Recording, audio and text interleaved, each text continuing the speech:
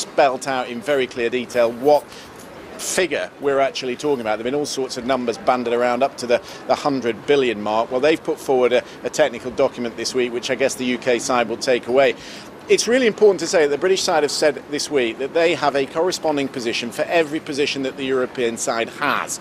And I presume that they were waiting to see what the EU thinks we owe before they can provide that clarification that Mr. Barnier is yearning for.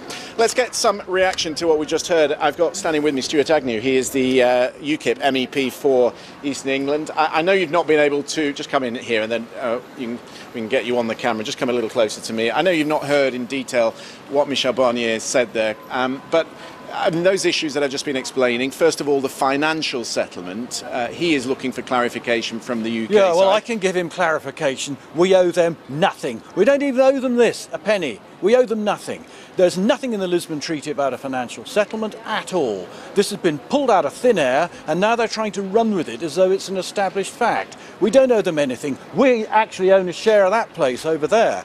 We have given them £185 billion in net contributions over the last 40 years. We'd quite like to have that back. They've got assets around and about of about £133 billion. We own some of them.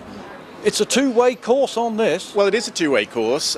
What Michel Barnier has just said in this press conference is that we can't get onto the substantive issues of trade past October, which is where we want to start discussing the future relationship, unless there is some trust built up on both sides. And as far as the EU side is saying, trust means that we uphold the commitments we've made into the near future. Well, we have not made a commitment to an exit bill. There's nothing in the Lisbon Treaty about that. We don't even have to go down the route of the Lisbon Treaty if we don't want to. We can simply repeal the 1972 European Communities Act, which is what UKIP always wanted to do. Instead, we find ourselves being sucked down this alleyway where we're supposed to hand over money, allow that court to have jurisdiction in our country. But you can see a scenario. This will eventually come for a vote in the European Parliament. There will be member countries who will be expected to pick up money that the UK are committed to. We're currently paying around 12 to 15% of the EU budget. Those countries are going to have to pick up that bill. They have to vote this agreement through for it to work. There's going to have to be compromise on all sides. No, there doesn't have to be compromise on that at all.